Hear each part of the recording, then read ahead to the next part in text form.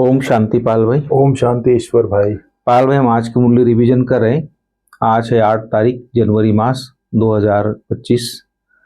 और आज खास बाबा हम बच्चों को पाल भाई ऐसी श्रीमत देता है जो परमात्मा की बिना ऐसी श्रीमत कोई नहीं दे सकता है। जो हमारे 21 जन्म का पीढ़ी का 21 पीढ़ी का सुख दे देता है, ऐसी श्रीमत बाबा से हमको मिलती है। इसलिए बाबा बोलते कि बच्चे श्रीमत पर चलते रहो।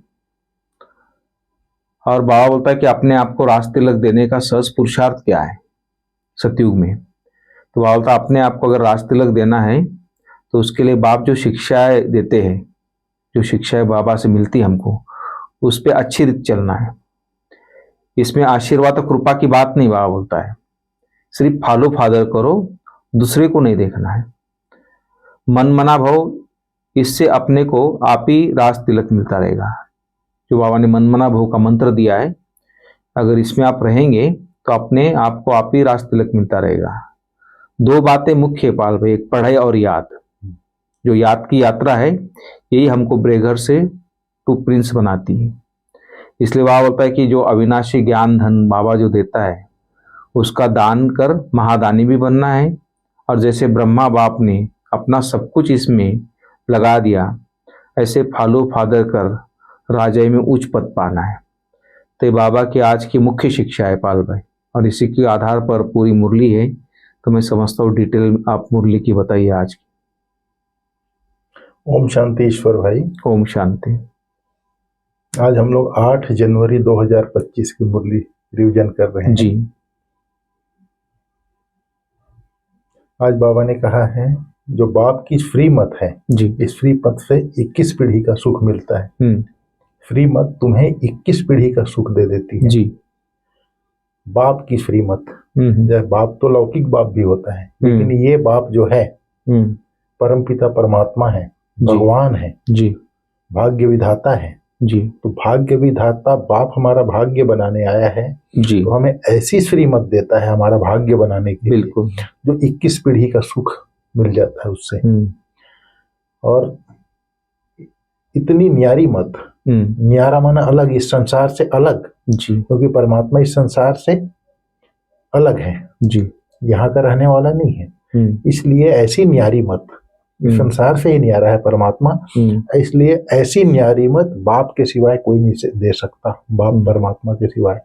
इसलिए तुम परमात्मा की श्रीमत पर चलते रहो, बाबा कहता है, तो 21 पीढ़ी का सुख मिल जाएगा।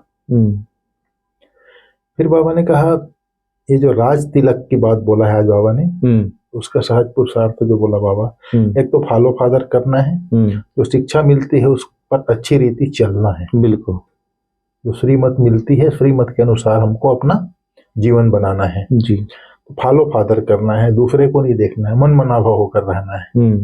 इससे आपे ही राज तिलक मिल जाएगा, अपने को आपे ही तिलक मिलता है। पढ़ाई और पद की, पढ़ाई और याद की यात्रा से ही तुम बेगर टू प्रिंस बन जाते हो। बिल्कुल, रंक से राजा बन जाते हो। तो इस तरह से बाबा ने आज कहा है, बहुत परमात्मा की मत तो न्यारी है। फिर बाबा ने कहा दुनिया में कोई नहीं जानते कि परमपिता परमात्मा इस शरीर में बैठ ज्ञान सुनाते हैं, कहीं भी लिखा हुआ नहीं है। बाप ने कल्प पहले भी कहा था जी कि मैं इस साधारण तन में बहुत जन्मों के अंत में प्रवेश करता हूँ, इसका आधार लेता हूँ जी। गीता, बाबा ने कहा गीता, श्रीमद् भगवत गीता बोलते हैं जिसको दुनिया वाले पढ़ते हैं, उसमें कुछ वर्षन ऐसे हैं जो रियल है, अर्थात सत्य है जी, रियल अक्षर है। मैं बहुत जन्मों के अंत में प्रवेश करता हूँ जब यह वानप्रस्थ अवस्था में है जी। ये सेंटेंस है गीता में। फिर बाबा ने कहा बाप एक ही बार सर्व की सदगति करने आते हैं। बिल्कुल, सदगति, सद माने सच्चा, गति माने चाल, राह, सच्चा राह दिखाने आते हैं। जब सही मार्ग पर चलते हैं, सही राह पर चलते हैं तो ऑटोमेटिक जो है गति हमारी चाल सही हो जाती है, तो गति सदगति हो जाती है जी।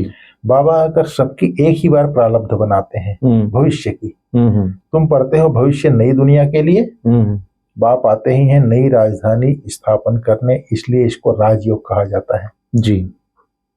एक तो सद्गति करते हैं, सत्य ज्ञान दे करके सही राह दिखाते हैं, दूसरा राजयोग सिखलाते हैं। जी। बाप आते ही हैं, राजधानी स्थापन करते हैं। राजधानी के लिए राजाई चाहिए, बिल्कुल, राजधानी में राजाएं होते हैं, तो राजधानी स्थापन करते आते हैं, अर्थात राजा बनाने आते हैं, इसलिए इसको राजयोग कहा जाता है, अर्थात राजाई के लिए योग कहा जाता है। बिल्कुल, इसका बहुत महत्व है, बाबा ने कहा। यह राजयोग रूहानी बाप ही सिखलाते हैं। बाप ने कहा है, मैं पतितों को पावन बनाने वाला हूँ, जरूर फिर पतित बनाने वाला भी कोई होगा। अभी तुम जज करो, बरोबर ऐसे है ना, तो पावन बनाने वाला है तो पतित बनाने वाला भी कोई होगा। ज्ञान से तुमको 21 जन्म का सुख मिलता है। जी। भक्ति मार्ग में अल्पकाल क्षण भंगुर सुख है, यह है 21 पीढ़ी का सुख जो बाप ही देते हैं। बाप तुमको सद्गति देने के लिए श्रीमत देते हैं। यह श्रीमत सबकी सबसे न्यारी है जी। यह बाप सबका दिल लेने वाला है। शिव बाबा सबका दिल लेने वाला है। बिल्कुल।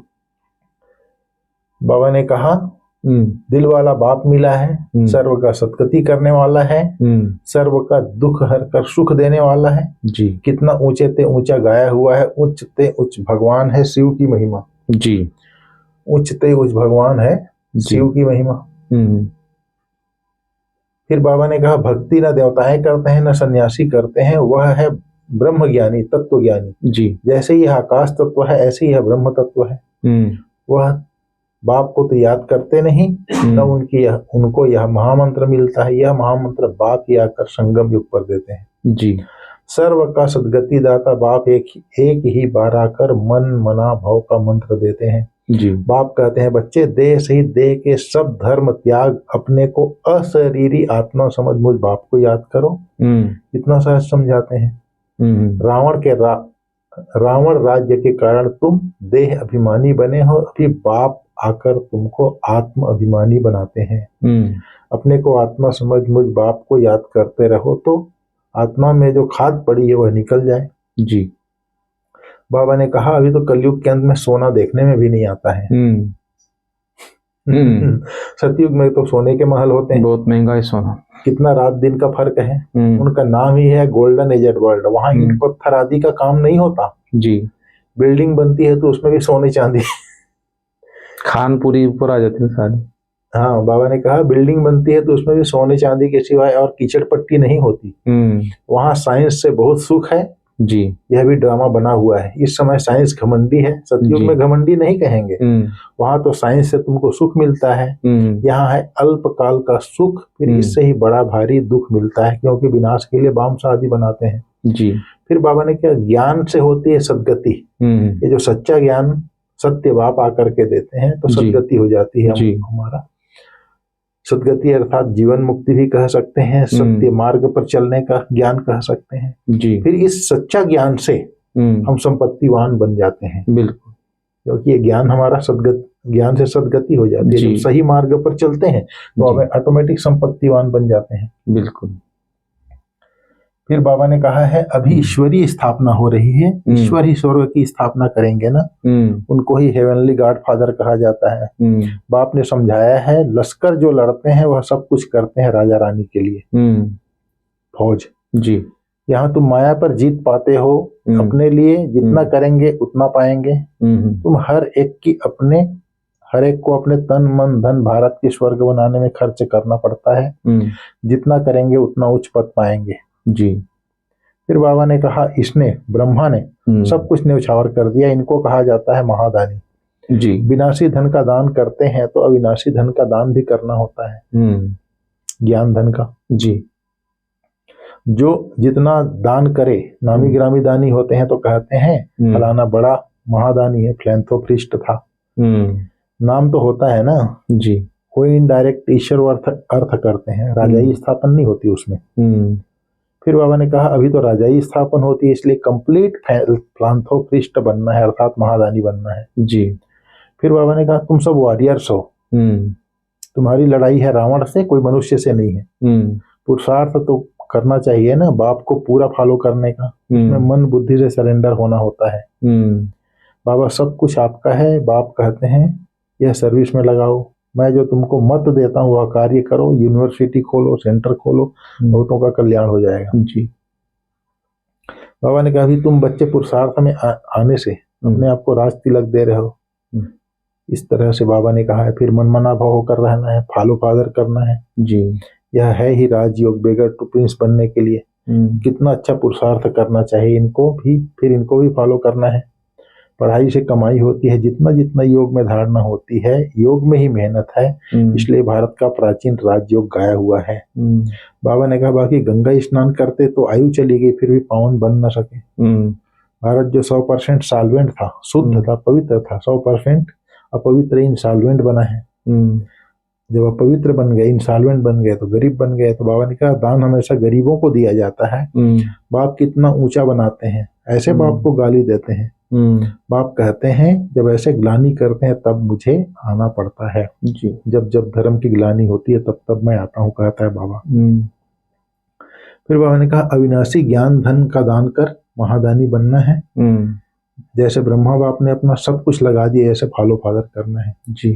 तो बाबा ने अपना समय, श्वास, संकल्प, संपत्ति, तन मन धन जन सब लगाया जी।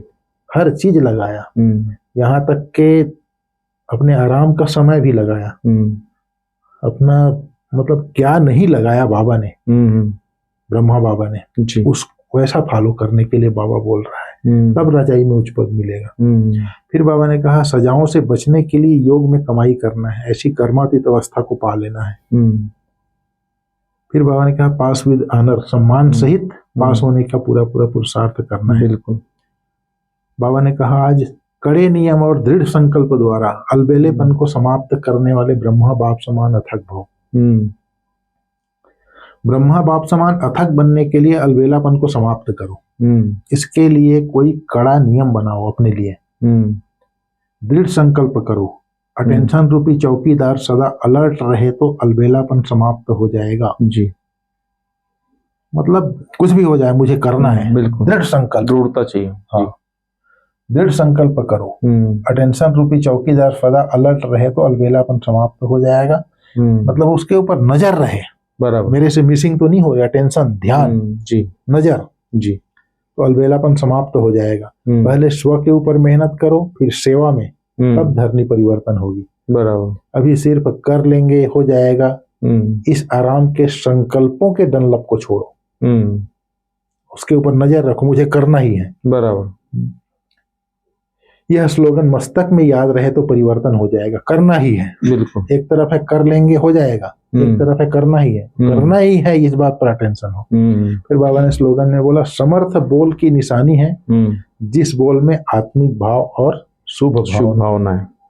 समर्थ बोल, बिल्कुल, समर्थ अर्थात शक्तिशाली बोल जिसमें आत्मिक भाव हो और शुभ भावना हो, तब बोल जो है उसको समर्थ कहा जाएगा। सही।